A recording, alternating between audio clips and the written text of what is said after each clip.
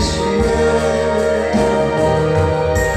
나 슬픔에 잠겨 낙심될 때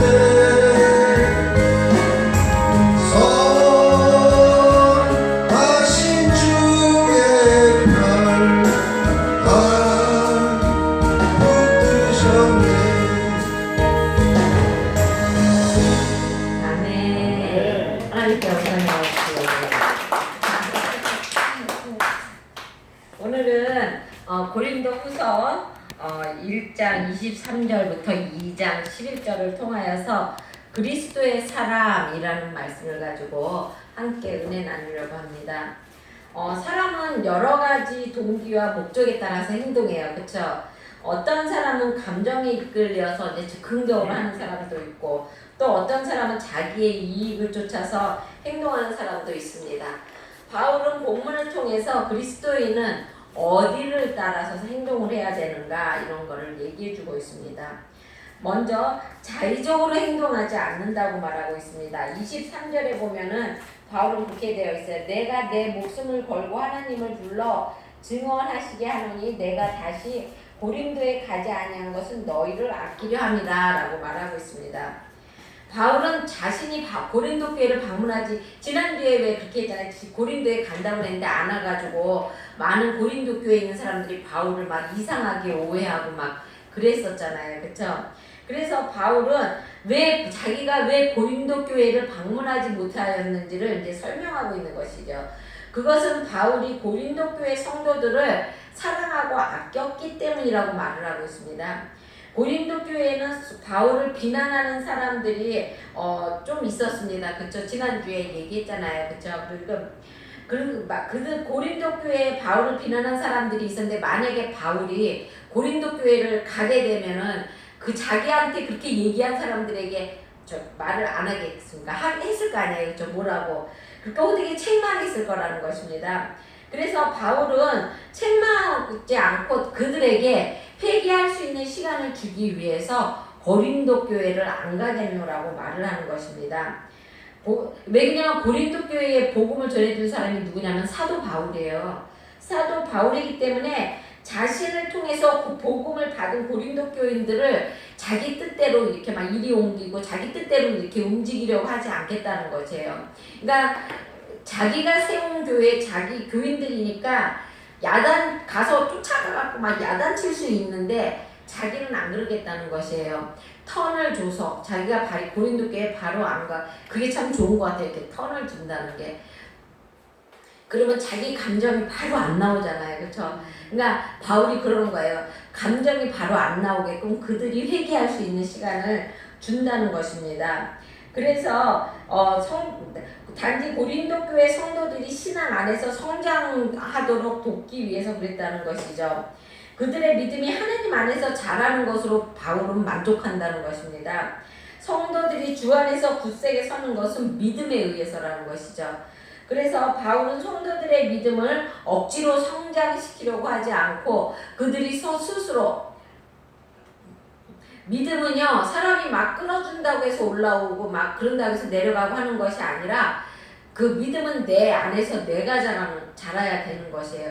내가 회개할 거 회개하고 내가 하나님 앞에 생각하고 말씀 보고 그러면서 서서 가면서 믿음이 성장하는 것이지, 막 누가 앞에서 밀어주고 뒤에서 끌어주고 그런다고 해서 믿음은 성장하는 게, 그러니까 바울이 이런 거예요. 나는 억지로 니네들이 지금 애기인데 내가 죽을 먹는데 밥 먹이려고 막 밥을 으깨어서 먹이고 막 그러지 않겠다는 것이에요. 자기 뜻대로 막 이렇게 끌지 않겠다는 것이에요. 왜냐면은 그렇게 하게 되면 믿음이 쫓아오는 사람은 쫓아오는데 그것을 못 쫓아오는 사람은 그러니까 낭망하게 된다고 그럴까요? 왜 우리 부모들도 그러잖아요. 부모들도 자기 자식을 어떻게 합니까? 자기 뜻대로 막 키우려고 그러잖아요. 그렇죠? 그러다가 보면은 그 자녀가 수동적인 자녀가 됩니다.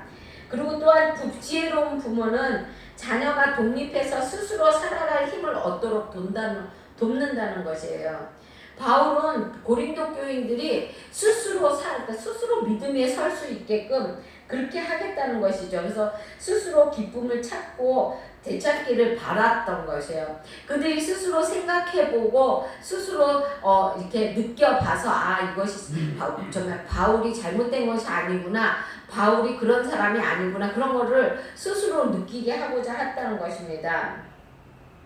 왜냐하면 그들이 이미 믿음에 서 있다는 사실을 알았기 때문에. 믿음에 서 있는 사람은요, 기도해보면은 알아요. 그 뜻을 알아요. 그러니까는 바울이 고린도 교인들이 믿음에 섰다는 걸 알았기 때문에 니네들이 기도해보고 스스로 느껴라, 이렇게 얘기했던 것이죠. 성도들은 배려하고 사랑하는 바울의 마음이 진정한 교사며 또 현명한 지도자라는 것입니다. 그래서 정말 바울은 과거 고린도 교회를 방문했을 때 마음이 아팠다고 말을 하고 있죠. 그는 심사숙고 후에 당분간 고통스러운 마음을 가지고 고린도 교회를 재차 방문하겠다고 말하고 있습니다. 2장 1절에서 그렇게 되어 있죠. 내가 다시는 너희에게 근심 중 나아가지 아니하기로 스스로 결심하였다고 말하는 것입니다.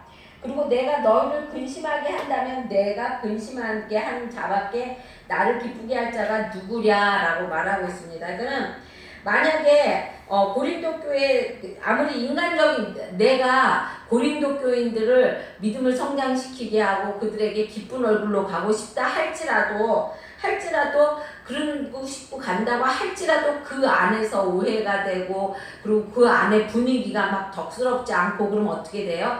그러면 같이 휩쓸리게 되잖아요. 그렇죠? 그러니까 바울은 그렇게 슬픈 마음 가운데 그렇게 함께 있고 싶지 않다고 말을 하는 것이죠. 그리고 그래서 바울은 슬픔에 잠기지 않고 그냥 기쁨 가운데 만나기를 원한다고 말을 하는 것입니다. 영적 지도자는 성도들의 기쁨을 자신의 기쁨으로 삼아야 한다는 것이죠. 그러니까 고린도 교인들이 막 오해 가운데 막 바울이 어떤 사람이라느니 또 누가 한마디 하면 막 옆에서 막 몇 마디 하고, 원래 소문은 그렇대잖아요. 눈덩이만한 게 나중에 굉장히 큰 게 된다고 그러잖아요. 그렇죠? 산만해진다고 그러잖아요. 그러니까 지금 고린도 교회가 지금 그런 거잖아요. 바울에 대한 작은 오해 때문에 그것이 커져가지고 지금 산만해진 거잖아요. 그러니까 바울은 그렇게 슬픔 가운데 거기 가고 싶지 않다는 것입니다. 그러니까 기쁜 모든 것이 풀려가지고 내가 갔을 때 기쁜 마음으로 서로를 바라볼 수 있을 때 그때 가겠다고 말하는 것입니다. 그래서 교회는 한 몸으로서 함께 기뻐하고 함께 슬퍼해야 한다는 것입니다. 사랑은 시기하지 않고 함께 기뻐하는 것입니다. 바울은 이러한 고통을 피하고자 했다는 것이죠. 그는 진정으로 고린도 교회를 사랑하는 사도였다는 것입니다. 바울은 차가운 매를 들기보다는 사랑하는 마음으로 그들을 대하기를 원했습니다. 왜 그러냐면 자기가 가면은 보나마나 너네가 무엇이 잘못되고 분명히 이렇게 그러니까 질책을 할 거라는 것이죠. 그래서 안 그럴 때 가려고 그랬다는 것이죠. 그래서 그는 눈물로 편지를 쓰고 고린도에 가지 않기로 결정하는, 눈물로 그들이 회심하기를 바랬던 것이죠. 우리의 섬김은 율법 중심이 아니라 사랑을 이루는 것이어야 한다는 것입니다. 우리가 왜 사람을 징계할 때 율법적으로 징계하잖아요. 너 왜 기도하지 않았어? 왜 너 거짓말하지 말라는데 왜 거짓말했어? 이렇게 율법을 가지고 징계한다는 것입니다. 근데 사람은 섬김은 율법으로 하는 것이 아니라는 것이에요. 사랑으로 해야 한다는 것입니다. 그리고 거기 5절부터 이제 7절에 보면 교회에서 일어나는 문제는 개인적인 문제로 끝나지 않는다는 것입니다. 교회에서 문제가 일어나게 되면요, 나 혼자만의 문제가 아니라 단체적으로 공동체 전체가 감당하는 무더운 문제가 된다는 것입니다. 바울은 문제를 일으킨 자를 이제는 용서하고 위로하라고 권면하고 있습니다. 사랑은 용서를 합니다. 사랑하기 때문에 책망합니다. 그죠? 우리가 누군가를 책망할 때는 사랑하기 때문에 그러는 거예요. 만약에 사랑하지 않으면, 사랑의 반대말이 무엇인지 압니까, 여러분? 미움이 아니에요. 사랑의 반대말은요, 무관심이에요. 무관심. 만약에 사랑이 있기 때문에 미워하는 거고 사랑이 있기 때문에 책망하는 거예요. 그런데 그냥 그렇게 책망하는 거기 때문에 그 무관심, 사랑이 없다면요 그 사람이 그러던 말던 가서도 뭐 뒤로 자빠지든 앞으로 꼬꾸러지던 상관을 안 한다는 것입니다. 죄를 지은 지체가 회개한다면 우리는 용서해 주어야 한다는 것입니다. 과도한 책망은 사람을 궁지에 우리 그러잖아요. 그렇죠? 사람을 너무나 막 과도하게 책망하면 그 사람이 나중에 궁지를 몰아넣게 되는 결과가 되잖아요. 그렇죠? 그러면 나중에 어떻게 되냐면 회복이 불가능해요. 교회에서 그래서 상처받아갖고 떠난 사람이 얼마나 많은지 몰라요. 교회에서는요 작은 죄를 짓게 되면은 그거를 우리는 덮어주고 보듬어주고 용서해줘야 된다는 것입니다. 그래서 책망하고 징계한 후에는 용서하고 그리고 또 위로해 주어야 한다는 것입니다.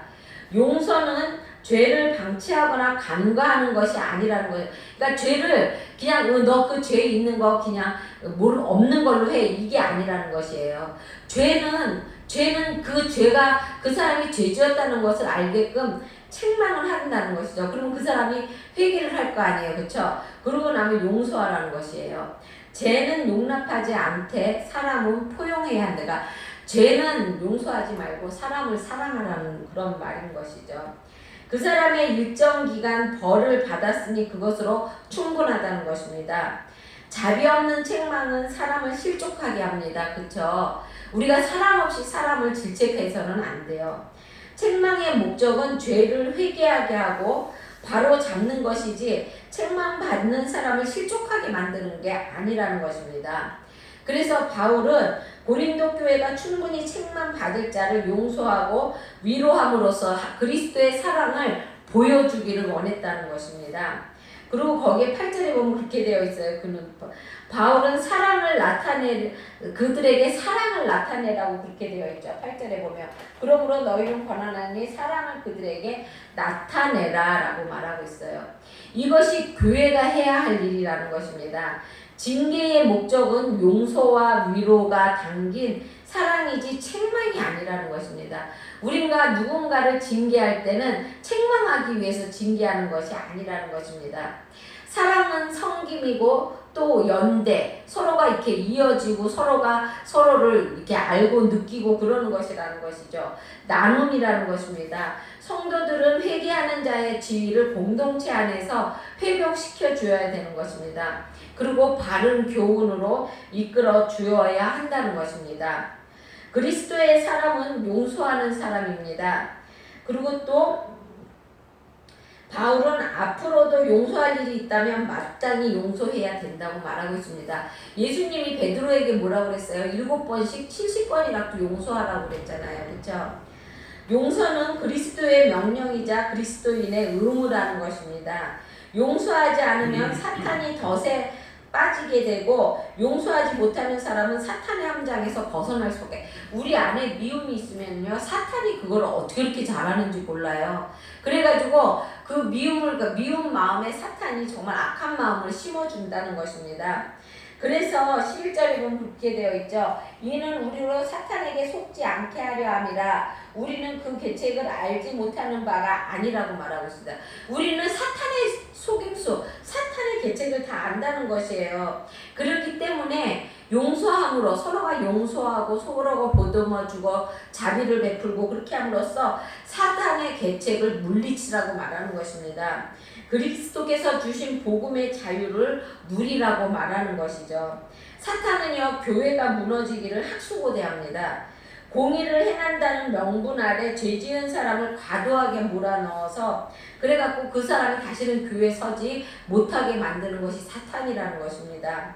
사탄은 하나님의 공의를 가장해 사람들에게 공명심과 복수심을 심어준다는 것입니다. 교회의 지체들은 그리스도의 핏값으로 구원받은 백성. 우리들은 다 예수님의 핏값으로 구원받은 사람들이잖아요. 그렇죠? 하나님은 그들이 절망의 교회에서 떨어져 나가는 걸 원하지 않는다는 것입니다. 예수님이 그랬잖아요. 그 형제 하나를 실족시키면 어떻게 하라고 그랬어요? 맷돌을 발에 메고 바닷속에 빠지라고 그랬잖아요. 이와 같이 무서운 것입니다. 사랑을 실족하게 하는 것은. 교회는 사랑의 공동체입니다. 사랑을 나타내시기 바랍니다. 온 세상이 교회의 진리의 터이자 사랑의 공동체임을 우리는 알아야 된다는 것입니다. 여러분 그래서요 교회가 바로 서면은요 세상이 이렇게 막 막 험악하지 않아요. 지금 교회가 바로 서지 못하기 때문에 세상이 이렇게 험악해지고 있는 거라는 것입니다. 바울은 선교 사역을 감당하면서 감정적이거나 즉흥적으로 행동하지 않았습니다. 자신의 감정을 자제할 줄 알았고 율법적으로 사역하지 않았다는 것입니다. 그는 언제나 교회의 덕을 생각했고 그리스도의 사랑을 쫓아서 행하였습니다. 우리도 언제나 하나님의 뜻과 그리스도의 사랑을 추구해야 한다는 것입니다. 그러니까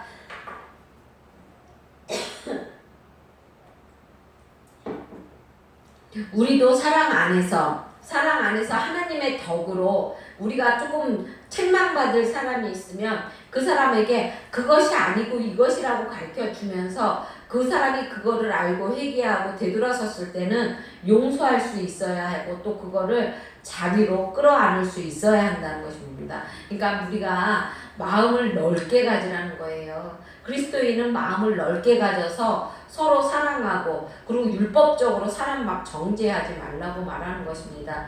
율법의 법보다요 사랑의 법이 더 크다는 것을 이야기해주고 있는 것이에요. 참 그러기가 쉽지 않기는 해요. 그렇죠? 하지만 우리가 주 안에서 서로 사랑할 때 하나님께서는 그 우리의 그 크신 사랑을 보고 하나님이 우리도 용서해 주신다는 것입니다. 그렇게 말씀하셨잖아요. 땅에서 너네가 풀면 하늘에서 나도 풀고 땅에서 너희가 묶으면 하늘에서 하나님도 묶는다고 얘기했거든요. 그러니까 여러분 모든 것을 사랑하고 이해하고 자비하고 긍휼히 여기시는 여러분이 되시길 주의 이름으로 축원드립니다. 기도하겠습니다. 사랑해 주님 감사합니다. 하나님 우리들은 하나님 다른 남의 눈에 있는 하나님 티는 크게 보면서 내 눈에 있는 티는 작게 봅니다. 남의 잘못은 지적할 줄 알면서도 나의 잘못은 바라볼 줄을 모릅니다. 하나님 이런 사람이 되지 않게 하여 주시기 원합니다. 언제나 주님을 사랑하고 또한 주님을 바라보며 주님 안에서 승리하고 또한 서로 사랑하고 서로 긍휼히 여기고 서로 하나님 아버지 자비함으로 하나님 아버지 하나가 되어가는 우리 공동체가 되게 하여 주시기 원합니다. 하나님 우리 사랑에 우리 차고 넘치는 교회가 하나님 사랑으로 차고 넘칠 수 있게 주님께서 도와주시고 인도하여 주시길 원하오며 예수님의 이름으로 기도드렸습니다. 아멘.